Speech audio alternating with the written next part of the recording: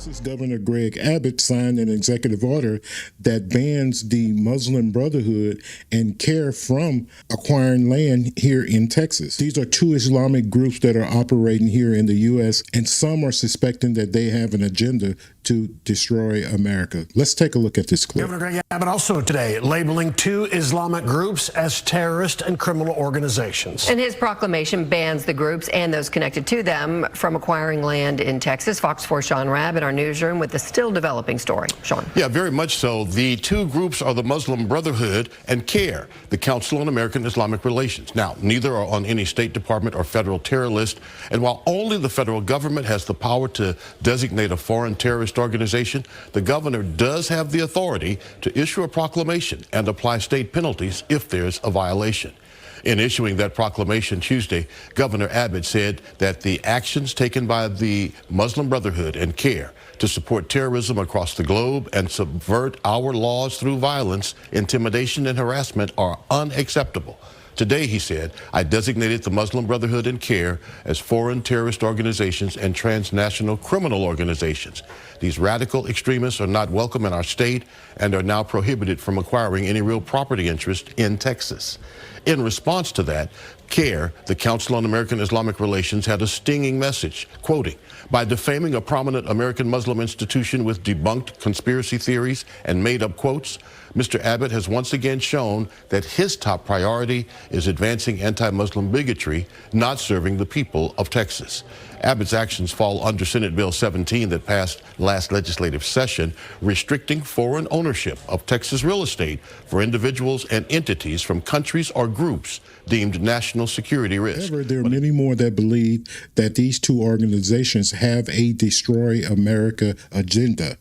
Take a look at the next clip. Today, a 200-page year-long report by the Institute for the Study of Global Anti-Semitism and Policy says there's a 100-year plan by a militant Islamist organization with groups in more than 70 countries known as the Muslim Brotherhood, which oddly America does not see as a terror organization. And their plan is to transform Western society from within and destroy our democracy. And they're about halfway there. How? Infiltrating college campuses, lots of bot accounts and troll accounts that make us hate each other, and destroying our institutions. Earlier this week, Texas Governor Greg Abbott declared the Muslim Brotherhood and the Council on American Islamic Relations, known as CAIR, as both terror organizations. Now, they're suing Abbott, and that's not really his purview, but of course, it's just politics of provocation, right? Is it justified? I have a co-author of the report, Dalia Ziada, and former FBI and CIA counterterrorism official, Mr. Phil Mudd. Good to have you both. Dalia, nice to meet you. Nice to meet you, Chris. So happy to be with you. So you have to, let's begin at the beginning. People always hear Islamists and think Muslims. So what do you want people to understand about where the threat is and how real it is? Over the past 2 decades, at least, if not 3 decades since 9/11 or more, the Muslim Brotherhood, and they have actually said this, put this in their documents, their strategies, they hijacked the identity of mainstream Muslims and represented themselves as a speaker in the name of Muslims. But what most people don't know is that there are so many shades of Muslims, ranging from reformists up to extremists. However, unfortunately, those who are speaking in the names of Muslims, especially in the West today, are radical groups like the Muslim Brotherhood, and they are doing this as part of their identity politics game that gives them legitimacy and allow them also to weaponize the voices of Muslims to destroy America's democracy and freedom. Let me ask you one more question, then we'll bring in Phil. CAIR is a well-known in media circles advocacy group for Muslims. When there's a terror attack that involves an extreme Islamist or a jihadi, they have a tendency to come out and say, don't judge us all by these people, we condemn them, and use all the ordinary language. Why do you include them as an extension of a terror organization?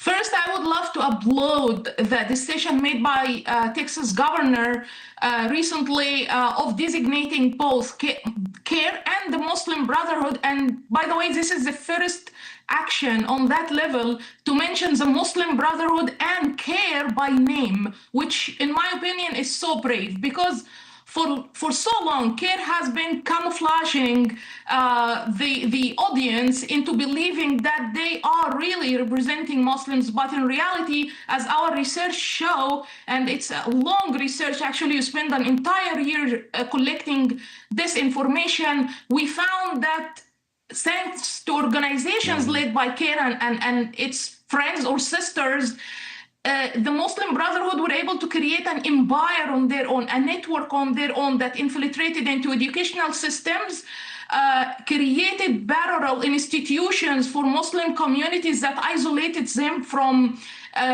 their American society and American interests, made America comes next for them.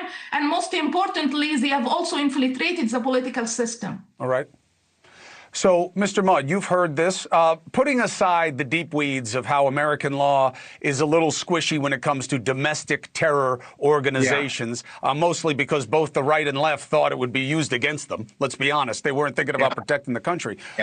Where is your sensitivity to what we should be concerned about in terms of Islamism destroying us? Low. And I would go to extremely low. I mean, I spent 25 years dealing with this, including 5 at the FBI after 9/11. If you think we didn't think about the Muslim Brotherhood and CAIR, Chris, America has forgotten what it was like 20 years ago. Every day we went into twice-a-day threat briefings talking about who was a threat to America.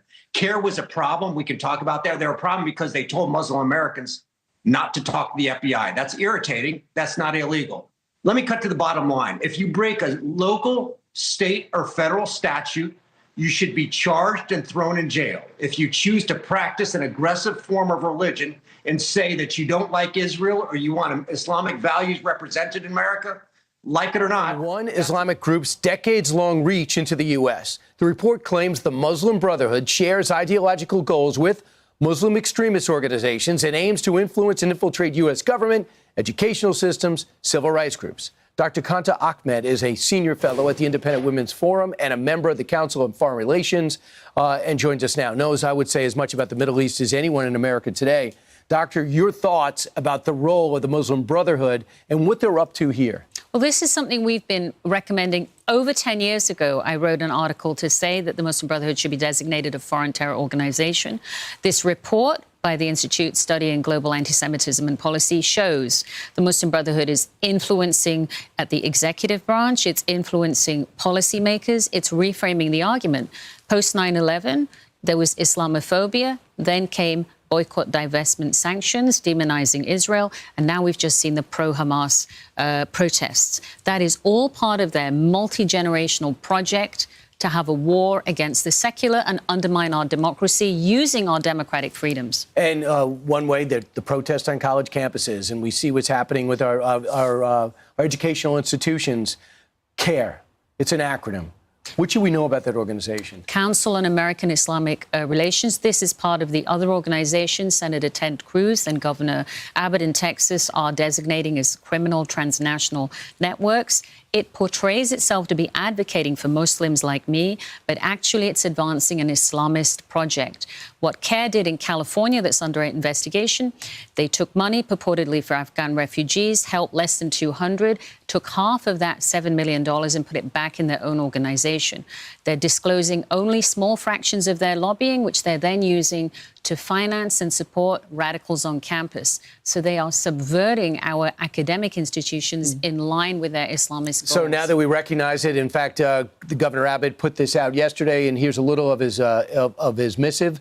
The Muslim Brotherhood and CAIR have long made their goals clear: to forcibly impose Sharia law and establish Islam's mastership of the world.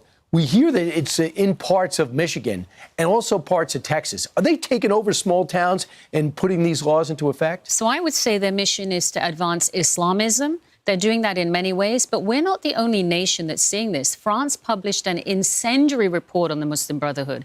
They're using hundreds of nonprofits, charities, student groups, professional societies, undermining local government, putting in politicians that are sympathetic to their views or openly acolytes, and modifying and changing our democracy. That's happening here in the United States, too.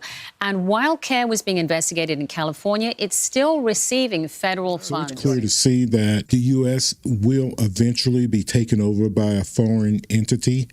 We had borders open for years during the Biden administration, and you had millions of people come across that border, and no one knows who they are, where they are, and what nationalities came across. I do know that from watching reports, there were many nationalities come across, and I'm sure that some of them were terrorists. So what do we do now? So New York is a prime example of what could happen to many more American cities as long as the Democrats have anything to do with it. But hopefully we'll be able to stop that from occurring. And we need to vote those Democrats out. I guess this brings us to a close.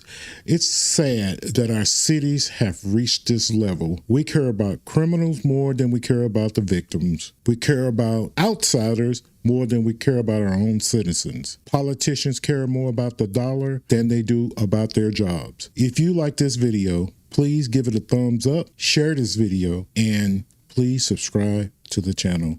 And as always, check you next time. Bye-bye.